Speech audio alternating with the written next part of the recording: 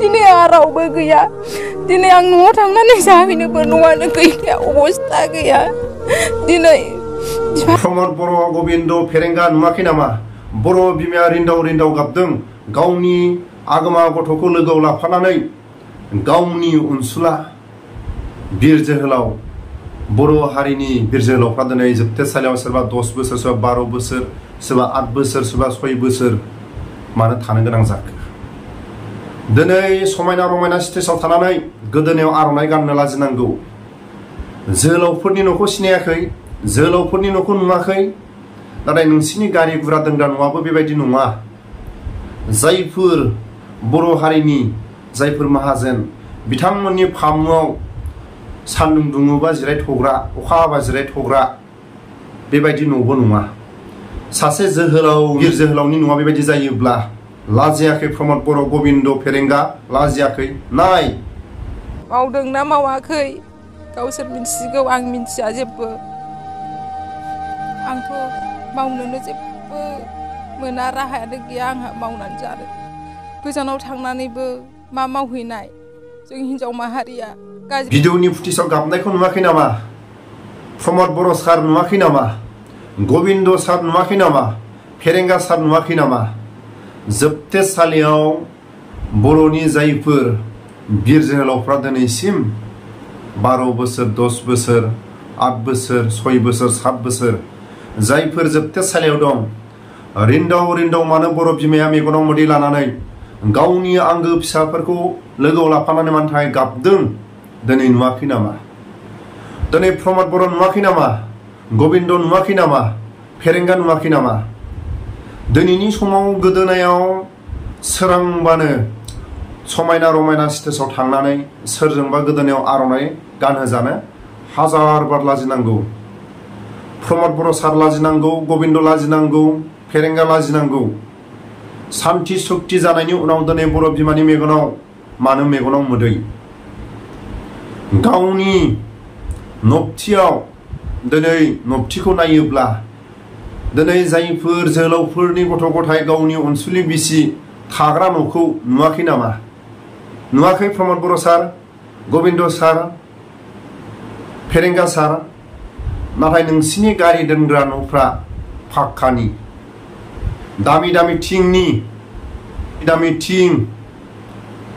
बिथांमोननि गारि दोनग्राया दिनै जायफोर बिर जोहोलावफोरनि गथ' गथाय न'खरनि बिसि जायफोर उन्दुग्रा अबेबा दुब्लिबारियाव माइ नेग्रा एबा फामुआव अखा हाबा सान्दुं दुंबा जिरायथ'ग्रा बेबायदिबो नंबावा नुबाय प्रमद बर' सार नुबाय एक्स-एन-डि-बि फोरनि जोहोलावफोरनि न'खौ नुबाय लाजियाखै लाजियाखै सोरांबानो गोदोनायाव आर'नाइ गाननो बर' बिमाफ्रा रिन्दाव रिन्दाव गाबनाया अराय सम जोंगा मागा साननैसो दामि दामि गारियाव बेरायनाय जाहाथे नोंथांमोननि संसाराबो हयथ' हांमा सुरै सुरै सोरबा जानो गोनां जानो हागौ जोबथेसालियाव थानाय जोहोलावफोरनि गथ' गथाय बिथांमोननि बिसि बिमा बिफा बिदा फंबाय जायफोर मुंख्लं न'खरफोरनि गथ' गथायनि हयथ' सावाबो नांनो हागौ जायफोर दानि गोहो खुंथायाव थानाय नोंथांमोननि माखासे संसार खुंनायावबो माखासे सावा नांनो हागौ दिनैनि समाव जोबथेसालियाव थानाय जोहोलावफ्रा उदां जायाखै एन-डि-बि नि केसआ समाधान जायाखै बर' हारिनि गेजेराव समाधान जायाखै दिनै नोंथांमोना बर' हारिनि सान्थि सक्ति जायैनि सिगांनो बर' न'खरफोरखौ सोरबा BPF सापर्टार सोरबा बुनसुनि सापर्टार होननानै सिलिंखार खालायनाया बे मालाबाबो जुक्ति नङा दिनै जोबथेसालियाव थानाय बर'नि हमायसाखौ समाधान खालायनायनि उनाव जायफोर 100 बिगा 50 बिगा हा थासेयावबो दखल खालायदों बिथांमोनखौ उदखाट खालायनांगौ ना खालायनाङा बे नोंथांमोननि गोहो खुंथायाव थानायनि माखासे पावार नाथाय जायफोर बर' हारिनि गेजेराव जायफोर दै खुरखा जानाय जायफोर नबथि गैजायै बिथांमोना अबेबा सरखारि हायाव लुनानै थादों बा लुनानै थाथ'दों नाथाय गिबियाव फेरेंगाया बुंनो हागोन ना, गबिन्दआ बुंनो हागोन ना, प्रमद बर'आ बुंनो हागोन ना बिटिसि बिटिआरआव जेसेबां हा खालि दं, दंफां बागान दं, एनडिएफबिनि थाखायसो बे हा हुआ थादों। सानसे समाव एनडिएफबि आफादा जुदि होबथायामोनब्ला बे हा हुआबो थानाय नङामोन। दिनैनि समाव सोरबा प्रमद बर'आ मालाबा बुंफेरदोंना, गबिन्दआ बुंफेरदोंना, फेरेंगाया बुंफेरदोंना बिटिसि बिटिआरआव थानाय हा दंफां बारि ग्रोम ग्रोम समायना रमायना सोमखोर दंफां बागाना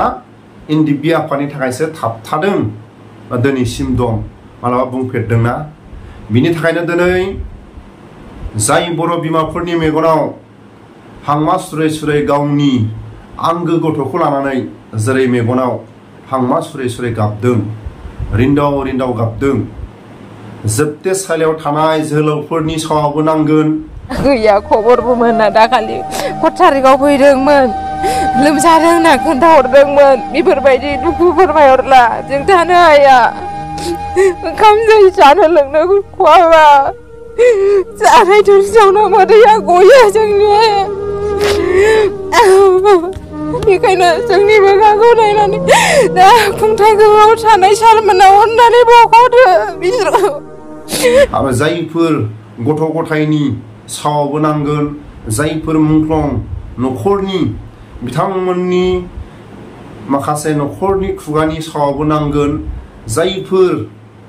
समायना रमायना स्टेजाव थानानै गोदोनायाव आर'नाइ गानदों, हाजार बार लाजि। नाथाय जोंहा जोबथेसालियाव